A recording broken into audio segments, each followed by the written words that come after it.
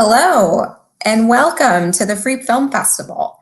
My name is Jewel Gopwani. I'm the engagement director for the Free Film Festival and the community engagement director for the Detroit Free Press. We're about to kick off a conversation about the film Breed and Bootleg, Flint Rap Legends. And just before that, let me just tell you a little bit about the Free Film Festival. We are a festival dedicated to documentaries, and we're now in our 7th year. We're produced by the Detroit Free Press and Michigan.com, the business arm to the Free Press. We are all virtual this year, and we're featuring 5 films. You can find out all about those films, including how to purchase tickets to watch them, at freefilmfestival.com. They are all available through Sunday, including the film that we're talking about today. And each film has a conversation. You can watch that conversation live. You can watch that conversation with purchase of the film and also on our YouTube channel. So search for Free Film Festival on YouTube and you can find those conversations. So let's get to it. I'm very excited to introduce Tia Scott. Tia Scott is a Flint native who blogs about hip hop and Flint music culture. And she wrote a fantastic story about this film for Flint side. And Tia tells me that she grew up listening to Flint hip hop. So I'm going to hand it off to Tia. Hi, Tia. Hi, Jewel. Thank you so much. Thank you. Right. And thank you so much for joining us. My name is Tia Renee Scott, as Jewel said. Some people call me Tia the writer. Today, I'm moderating a post-film discussion for the documentary Breed and Bootleg, Flint Rap Legends. I had with me 3 amazing people who each helped bring this film to life. And without further ado, I'm going to introduce them. For this special discussion, we have Geri Zeldes, who's an MSU professor and also the director of the film. Hi, Geri. How are you? Well, thank you. That's good. Thank you so much for joining us. Oh, no, thank you. And also we have NaTasha Gist-Breed, who is the co-producer of the film and also the wife of MC Breed. How you doing, NaTasha? I'm great. Hello. How are you tonight? I'm pretty good. Thank you so much for joining us. Okay. Thank you for having me. Oh, not a problem. And we will have Bootleg from the Dayton family here. He'll be coming soon, so we'll bring him in as soon as we can. Other than that, let's start this discussion. I have some questions for each of you, and also for anybody viewing this right now, if you have a question for any of our panelists or me, we'll do our best to get to those questions. So my first question is for Geri. How do you feel now that the film is out? Oh, I am, yeah, I don't want to sound cheesy, but I'm really over the moon. About the reception, because you know, you make a film and you never know how people are going to react to it, and so I mean, it's been really emotional because I listen to especially those who grew up with NaTasha and who grew up with Bootleg, and you know, you always just hope that you bring justice to the story, and so it is. Yeah, it's been amazing, and just really happy that the Free Film Festival picked it up and was able to amplify it in this way. So props to the Detroit Free Press for doing so. Props to Detroit Free Press. Yes. That's cool. NaTasha, I have a question for you. And it's kind of like one of those like fan questions that I always kind of wanted to know. So given that Breed came from a time where artists' lives weren't really under the scope or so social, like we didn't really get a chance to know about his hobbies and his quirks or other passions. What was something that he liked to do outside of music that, you know, we would kind of be shocked about? I would say his #1 passion outside of music would be cooking. He loved to cook, and he loved to cook in the kitchen, and he loved to barbecue out on the grill. He really loved being out on the lake quite a bit. He loved to go out on the pontoon or the boat, and he just really loved gathering people. He loved fellowship, so he really was about bringing people together. But like really cooking, having a big crowd of people around him and just kind of either cooking out, barbecuing, or something together at the house, I would say music and food. That's cool. That's really cool. I wouldn't have known that, but I mean, I quite can a few see. more, but I would just say those are the main two. Right, right. Okay.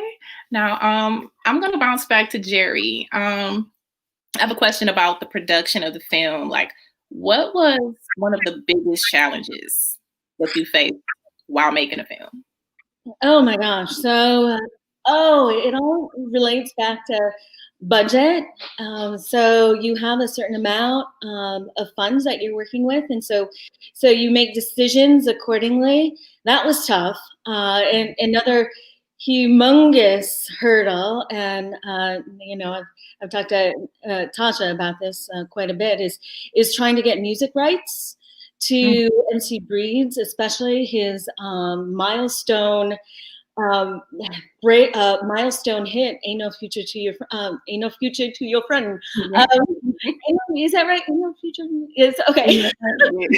So, no, that was difficult because this is the first time that I have meandered into the music rights realm, and so I had no idea that so many people could own rights to a music, and the difficulties that arise with trying to tell the story without that song was hard because that's what that was his breakout hit, and so I was trying to be creative, and we lost some of the story as a result, and so that was really painful to me because there were some elements of MC Breed that we lost as a result. For example, in his music video, and I know that Tasha, you saw a previous version of the film. We talked a little bit in the film about his political side. MC Breed put together a film that was critical of Saddam Hussein, and you visually saw that in the music video. But because we weren't able to show that footage, we weren't able to tell that layer of MC Breed. So those two were the toughest, and so I'm learning a lot about the music business in pursuing this film. Still a lot that I need to learn for sure. Right. And it's funny because I watched the entire documentary and I hadn't even noticed that Ain't No Future in Your Front wasn't even in the film. I'm like, wow, okay. Like I loved the film, but I feel like even without the song, like you represented Breed and Bootleg and Flint Rap like well in this documentary. Like it kind of went over my head. I'm like, wait, I didn't even hear that song, but I enjoyed that film.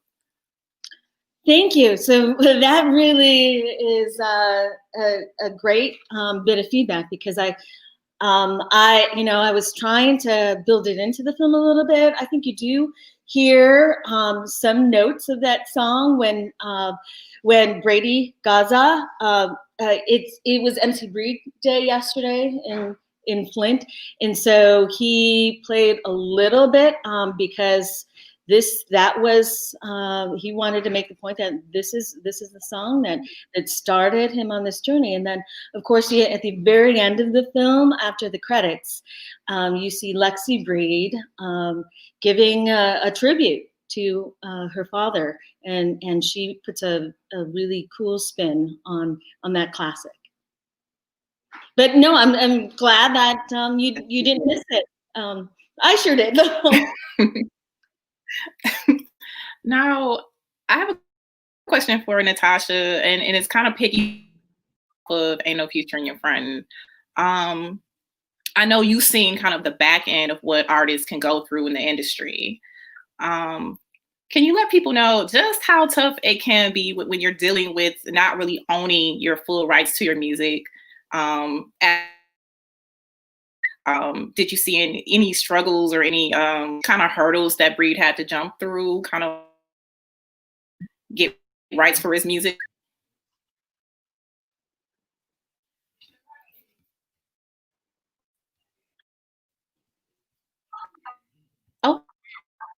Did we? Okay, it froze. Hello, NaTasha?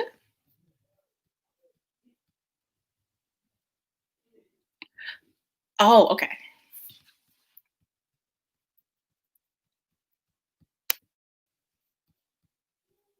All right.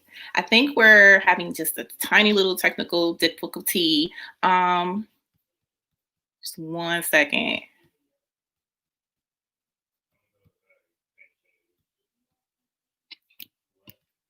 All right. Wait. Might want to unmute. All right, Geri, can you still hear me? I can. Okay. And NaTasha, can you still hear me?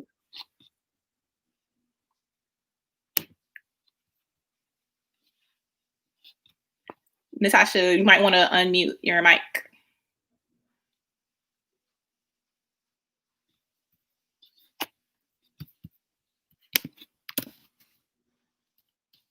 All right. Well, let's see. I want to bounce back to Geri then until we can kind of get to NaTasha. All right. Geri, you can still hear me? Yeah, for sure. Okay. All right.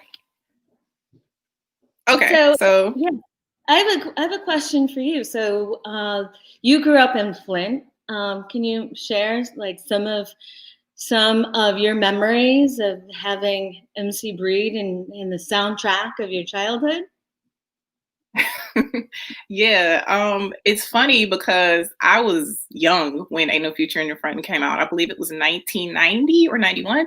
So I had to be about 7 or 8, but I still remember like the radio playing that song a lot.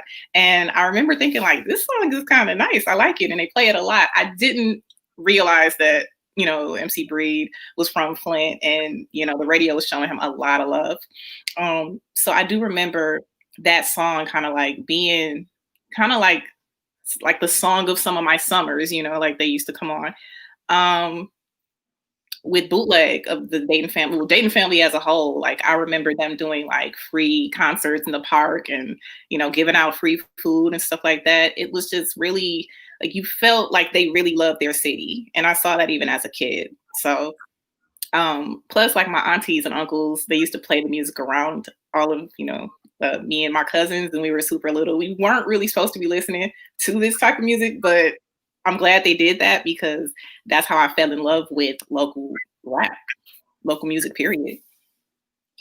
Yeah, and so I think that Flint is having a resurgence in terms of rap music right now, and so I hope that the film brings attention to that resurgence. But NaTasha's back. NaTasha's back. All right. Can you hear us, NaTasha?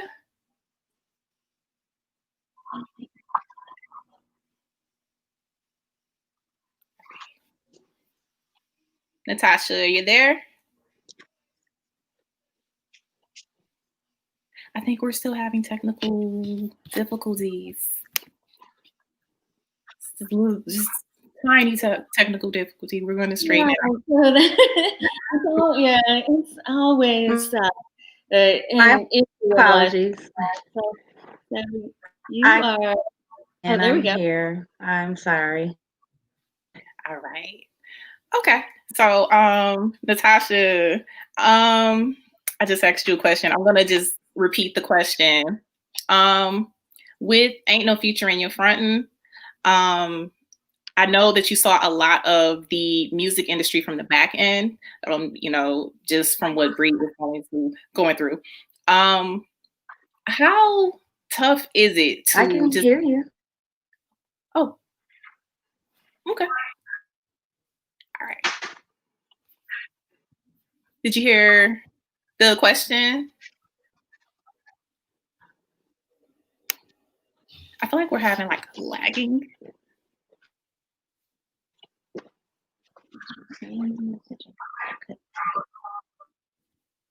Like just a little bit of a lag. All right, NaTasha, you there?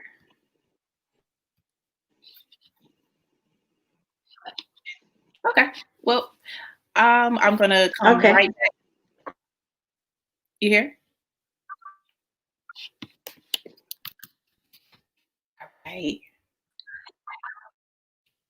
All right, while we fix that, I'm just going to continue on, if that's fine. Geri? Yeah. So I was wondering if you could share. You had an interesting anecdote about Bootleg. I do. You know what? I do. And I wanted to kind of tell a story, if he's able to join us tonight. But so we're just going to hold that thought. But Okay. I have a question for you, Geri, from the audience. Okay. I heard you say how tough was it, but I didn't hear the remainder. Oh, okay. All right, NaTasha. How tough was it just pretty much for Breed to deal with like the business end of the music industry? So Just how tough was how tough was it for Breed to deal with the business and in the music industry? Yes.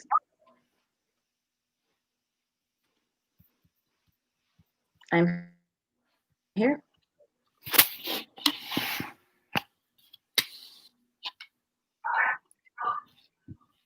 Yeah, we're having a lagging issue.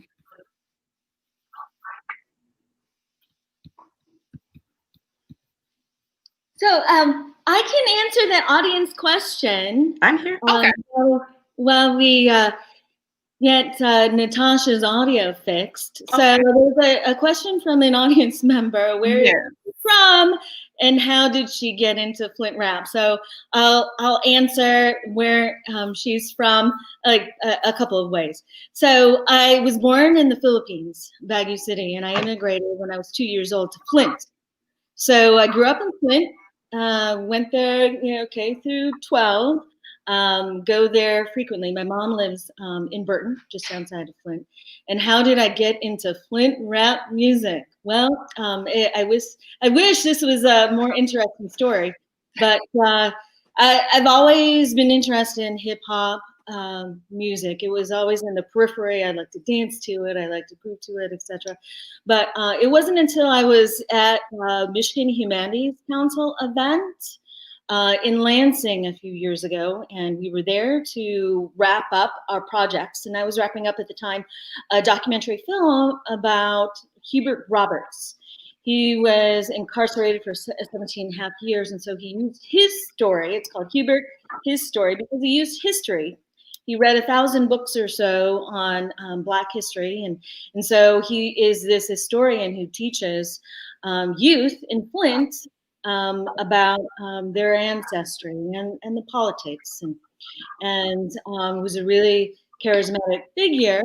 And so the person right next to me at the Michigan Humanities Council event, I was like, "What are you doing?" And he's like, "Oh, I'm working on a project about music in Grand Rapids." And so we got into this conversation. It was extremely tough. Oh, Tasha, didn't mean to interrupt there. Okay, so got into this conversation, and I have to go back and look at who attended the conference, but he got me thinking about music and Ready for the World and the Dane Family and MC Breed, and so I started doing some research, and things just started pointing to the Dayton Family and to MC Breed as the foundation for the Midwest rap sound. So I went with it, and here we have the documentary film about rap music.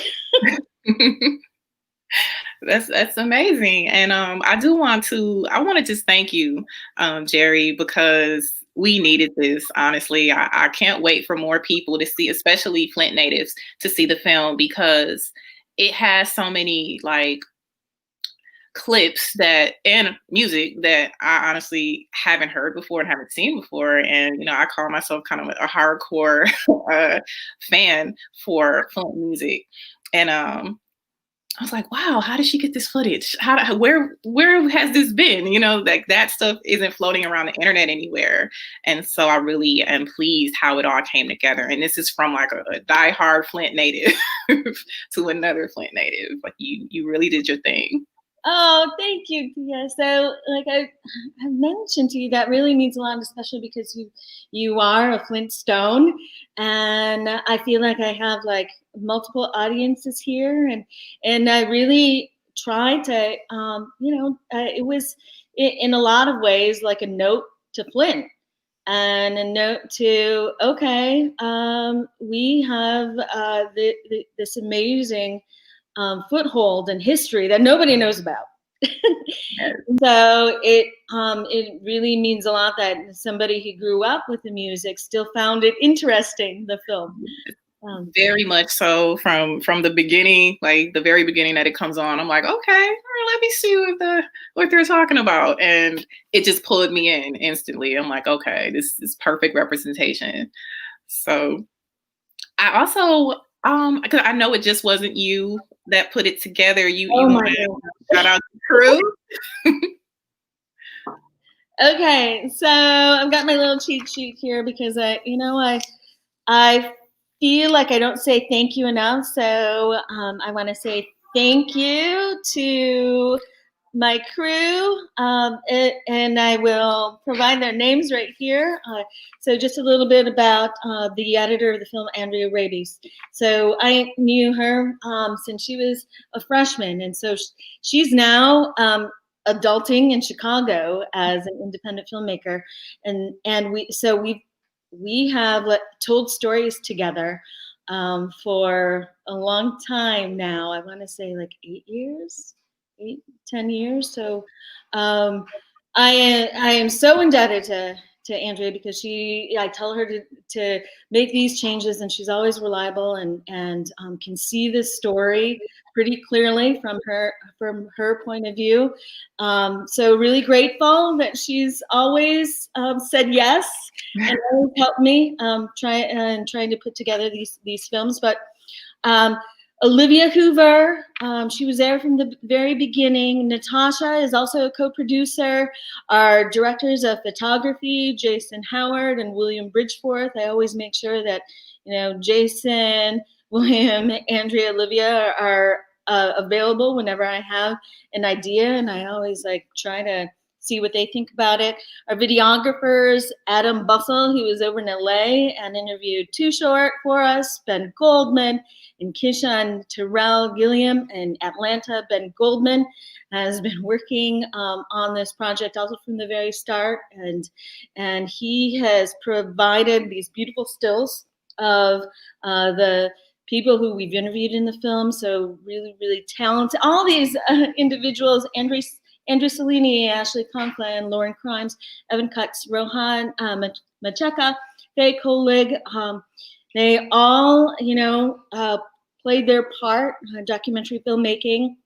I like to say that it's a team sport, and so they did their thing because they're specialists in audio and producing and etc. And of course, I've got to shout out to Michigan State University, who always has patience with me in these documentary film projects, and a couple other places, the MSU's College of Human Medicine, who provided us with a venue, and of course, Patchwork Recording Studios in Atlanta, and John Wax. And John Wax, an extra special underscored thank you, because John Wax, for those of you who've seen the film, he gave us access to this treasure trove of MC Breed songs that have never been heard before.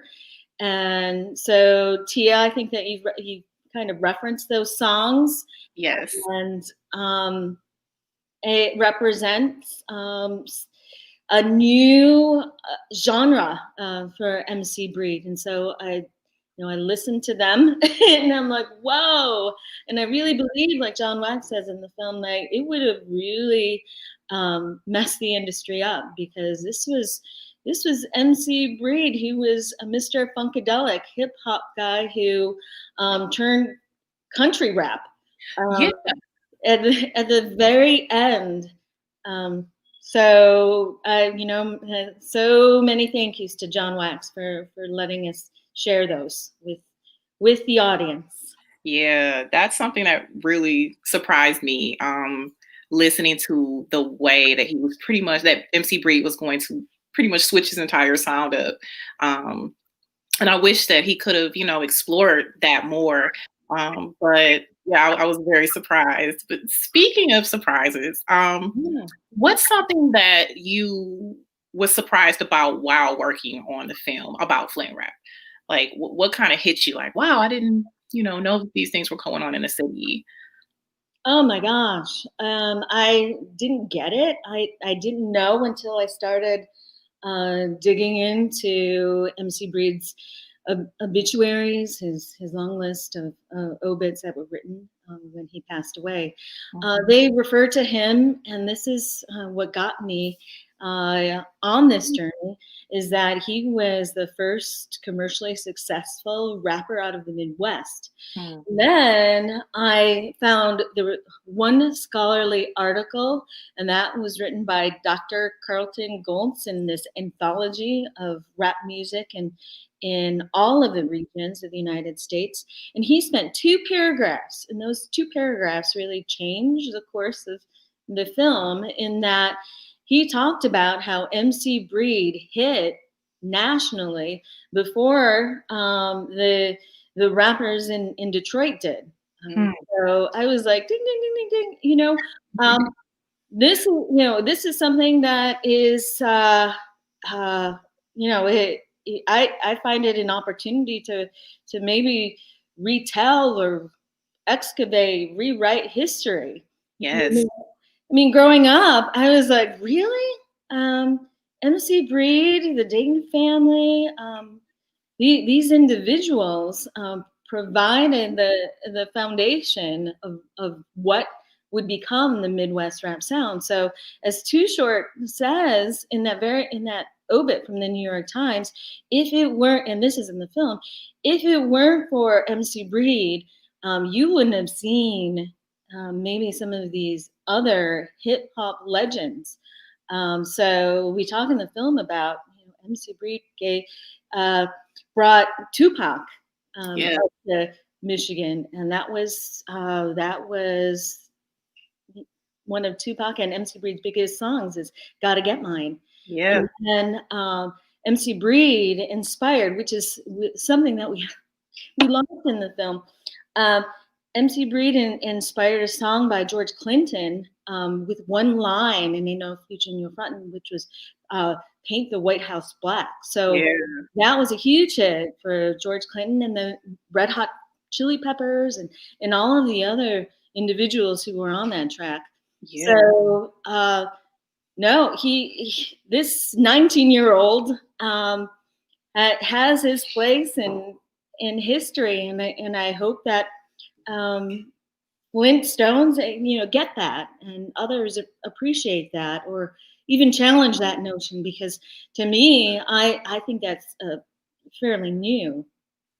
Yeah. Yes. And I know in the article that I interviewed you in, it's not out yet. It's going to come out probably in a couple days. But I know that you mentioned, because I asked you why did you choose this particular topic? And you replied, you're shining light on untold history. And that is exactly what you're doing. I feel like Breed's career is so illustrious, and it shows in the documentary, but without this documentary, we wouldn't know half of the things about Breed. For example, I don't want to give too much away from the documentary, but I know Too Short spoke on, Breed helping him write a couple of rhymes and saying I can't say it in my voice, but I think you would be great saying these things. And, he wasn't worried about, the money and the credit. He was just like, do this. And Too Short said those were like some of his hits that Breed helped him with. And so I feel like it's important for more people to know that, more people need to know that it's more than Ain't No Future in Your Front and Gotta Get Mine. Like, Breed was a force in the industry. Yeah, he was about to release, he was halfway done with his 14th album. Right. And there are songs that are in the vaults of several producers that we don't even know about. He was so productive. And to think that he was 37 years old and he had so much left to do. And so that's like the Shakespearean tragedy of it all, is that he was about to do something incredible with these soundtracks, and it's too bad that we didn't see that. Right. That's the unfortunate thing, but no, absolutely. We have heard throughout making the film, and we've talked to Tasha about his generosity, MC Breed's generosity of spirit. He was to a fault so giving in that. Yeah. And so, I mean, it's just a good lesson in life, right? Is, it pays to be a good person and to be generous. Definitely. Definitely. Now, you could have actually made, just a documentary about MC Breed, but you also highlighted Bootleg of the Dayton family. And honestly, for anybody that's like people that are watching right now, please check out the documentary, because it's not just Breed and Bootleg that's highlighted. It's a lot of other pioneering Flint rap groups that really paved the way for a lot of artists that you see coming from Flint right now. So Geri, why did you choose to kind of also highlight Bootleg and bring him in as also a focal point of the documentary? Oh my gosh. So I was doing the primary interviews, the very first set of interviews, and I did them with Farland Randall of Bangtown Productions. And so I was paying attention to Facebook, and I had been following, I heard Dorsey, and noticed that he was on Facebook Live and in Flint. So he lives in the Ann Arbor area. And I'm like, oh my gosh. Okay. So I'm there with the crew, and I think I messaged him on Facebook, and he's like, yeah, give me a call. And he came right over to the Boys and Girls Club, and he gave us this marvelous interview. We spent probably a couple hours talking to him, and he didn't skip a beat. And that primary interview, you see, a lot of that was that first take. And so took a while to transcribe and then figure it out. And then, another surprise is that was revealed in that interview is like, he pointed to, he had confirmed what I'd been reading, that MC Breed was the pioneer and the man in Midwest hip hop. But he also, like, surprisingly, and I wasn't aware of it at the time, revealed his personal relationship with MC Breed. And so I'm like, gosh, the stars are aligning today, because he then, shared that he had talked to him right before he passed away. And I'm like, oh my gosh, this is craziness. So when you're interviewing somebody and you're just like lighting up, because it's like, wow. Yeah. And then you talk to individuals about Bootleg. And every time I called Bootleg up, he was always available, and he talked about all of his activities. And so we followed him. Again, another person who is just oozing the generosity of spirit. And I felt like, wow, this is not just about Flint rap music, but it is about the relationship between the two rappers.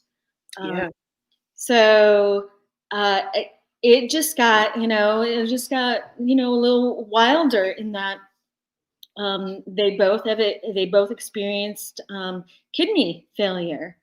Yeah. And so that was a huge surprise and parallel that came out of just having NaTasha and Bootleg talk in the hallway. And thank goodness we have the cameras on.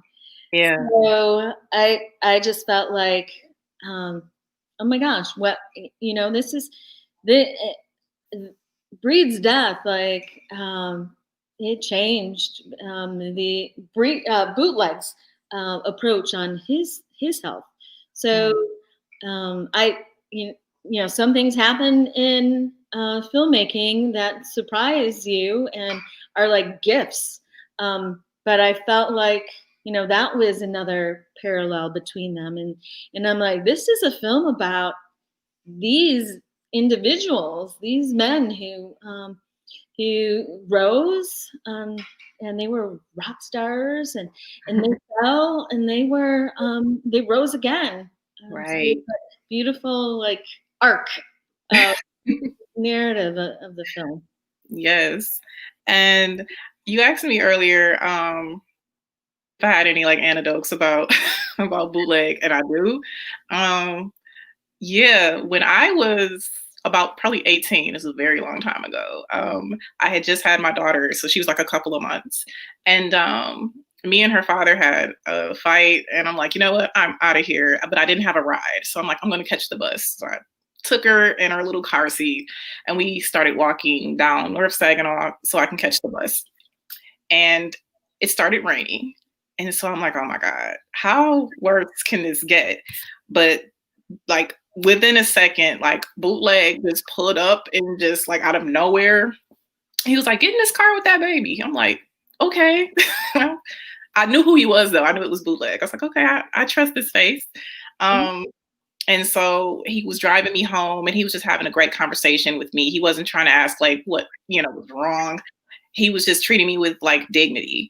And when I got out the car, I was like, I'm sorry, I don't have any gas money. I wish I could give you something. And he was like, pay it forward. Like, just pay it forward. If you ever see anybody out there that needs some help, give them a ride or give them a couple bucks, just pay it forward. And I ended up doing that like down the road in the future. And I told the people, I seen some kids walking in the wintertime, and I took them home and I told them to pay it forward. It always stuck with me. Like, I haven't even heard the term pay it forward until he said that. And it just kind of became a motto in my life. So that's kind of like, that's the kind of person that Bootleg is. I would say was, but he's still a kind-hearted person. Like, he still helps out. He's still heavy in the Flint community. I wish he could have joined the talk tonight. So, I could have told him that. But that just goes to show you, I know a lot of times we'll say, oh, we wish, Dayton Family could have been like, top tier, Eminem level, or we wish Breed would have been on that level, but they were really great people. Like, you can't regard the fact that they were just great people, that made great music. So, my sister, she lives in the Philippines. She texted me today. She's like, is Bootleg really that happy? And I'm like, yes. He has so much energy, and yes. that's transmitted in the film. Yeah. He does not stop.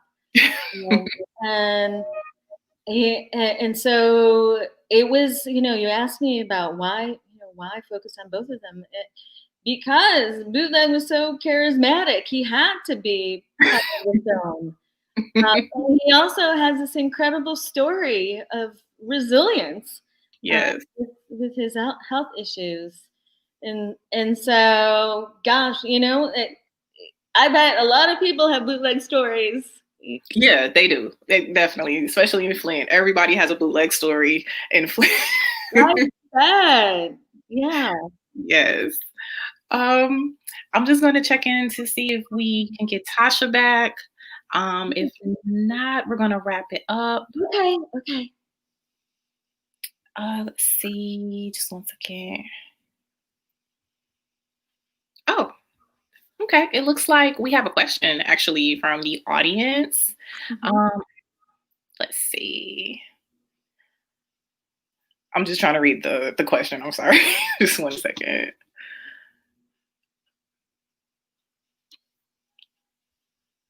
Okay. So it's a question about unreleased Breed music. Kind of trying to figure out what the question is. I'm sorry. Let's see. Updates. First answer in reference to an audience question about unreleased Breed music. The unreleased Breed music. So Tasha says that the year before his death, MC Breed, he was recording a double album, rock and rap.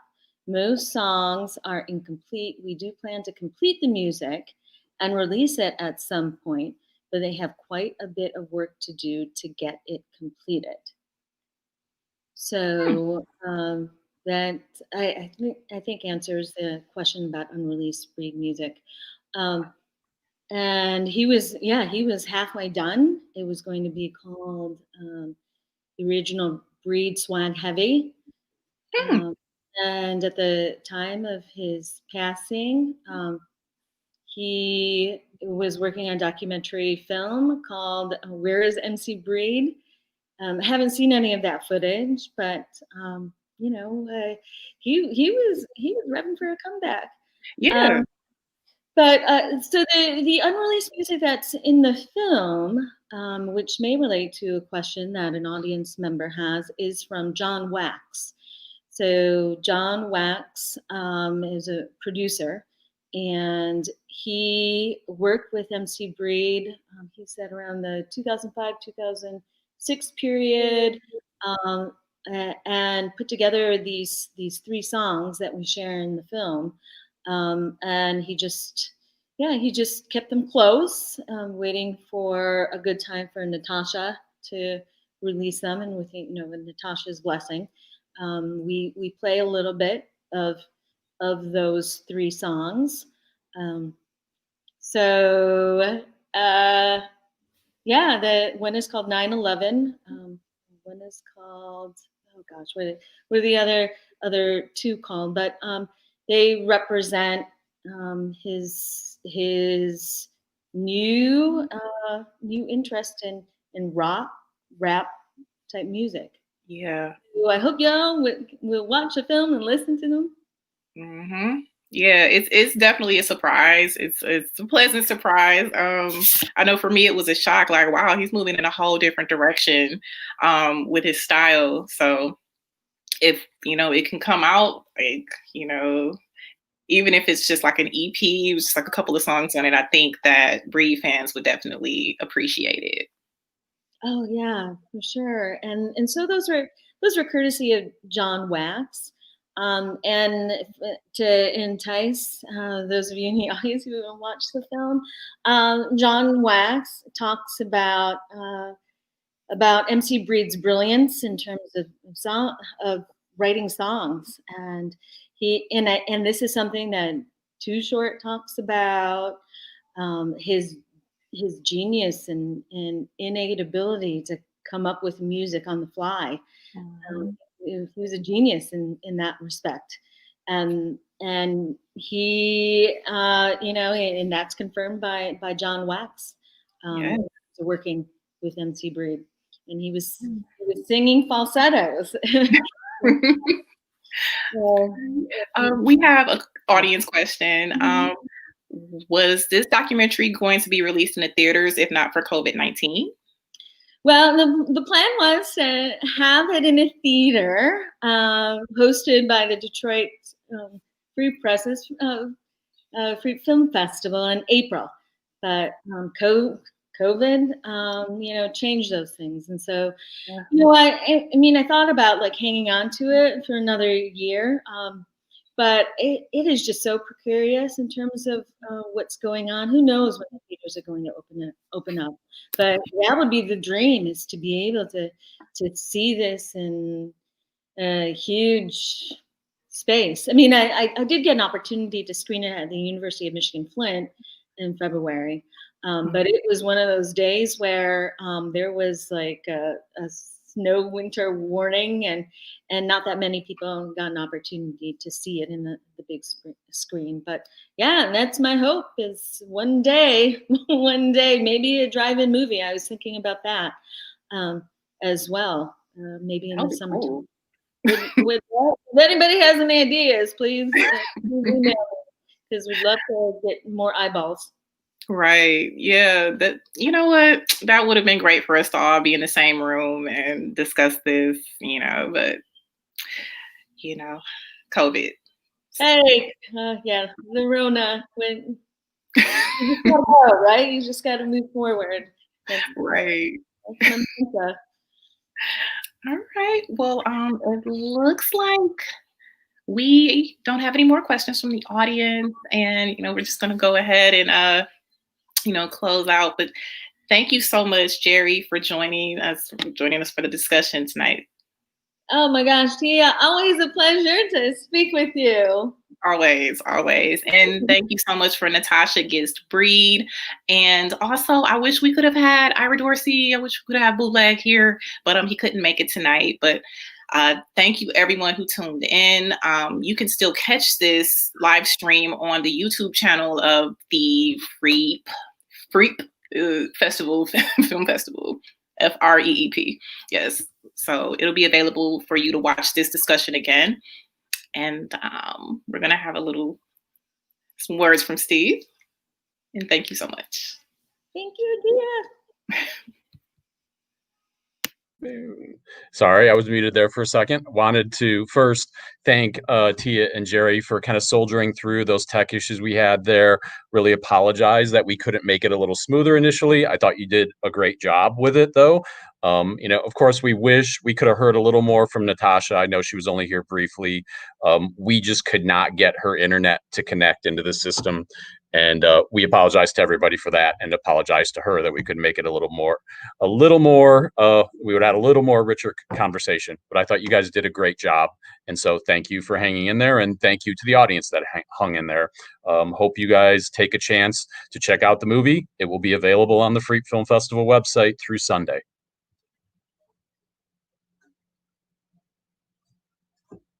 So I think we should, Tia, you pretty much wrapped it, but I'll wrap it a second time. So thanks again to everyone who was here.